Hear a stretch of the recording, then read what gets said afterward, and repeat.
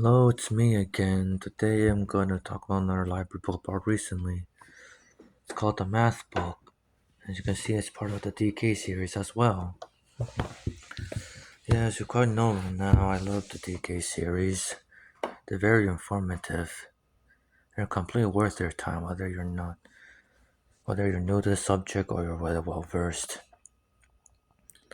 Anyway, this book is pretty recent, like up to 5 years ago. It suggests it talks about like the basics of math, with some of which you probably already learned in school, whether it's elementary, middle, or high, or whether it's even post-secondary as well. Like some of some of the greatest unsolved math problems yet to be solved, while only one so far has successfully been solved, and that the number pi 3.14 is practically unlimited, and that there is no end to it at all. Or the fact, calculus can pretty much, predict the future. Or do we need to?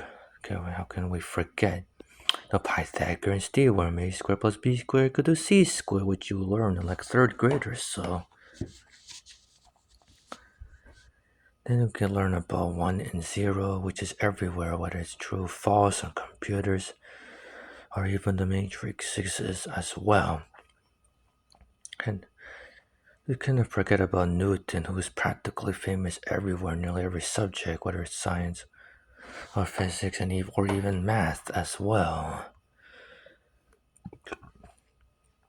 Oh yeah, Pascal's triangle as well states that the number one on each top, add the number on the bottom, will equal to the number and so on. This will go on an infinite number amount of times as well.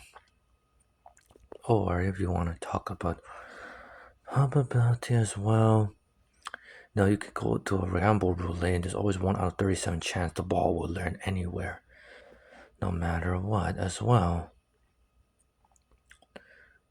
Then we need to forget about Leonard Euler, who was practically, or Euclid, who's practically one of the earliest people talking mathematics, and to this day, his knowledge of geometry cannot be overstated. The same can be said for Rene Descartes, who basically spoke about the basics of geometry, which you'll eventually learn in high school. Or do we need to forget about quadratic equations, which you learn about 10th grade, which, needless to say, looks complicated, but so to get simpler later on. Anyway, it's been obviously stated that if you are good in math, then you can be good at physics as well. Or do we need to talk about algebra, which is practically a high school thing, in which the most common thing is to find x. Now then you got to do a bunch of calculations, which if we were to draw it visually, it's just a bunch of squares, with symbols all over the place as well. And we can also talk about symmetry, which is practically about math as well. Yes, and multiplication and addition is related. Why? Because addition is something elementary school. Multiplication is supposed to be addition, but much easier and quicker, if not more complexing in nature as well.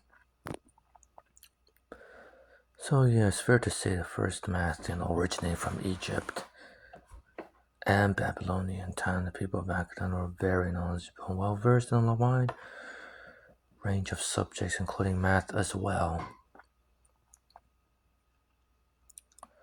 So yeah, suppose if your kid, has been said to tell you the story that I said not good at math, but actually he was good at math, so yeah. But anyway, though, like the one math problem has been solved, but the mathematician who solved it declined the prize, the $1 million prize, because he is just way too humble as well. Whether or not any of the math problems can be solved is another matter. Nope. That would be all. Thanks.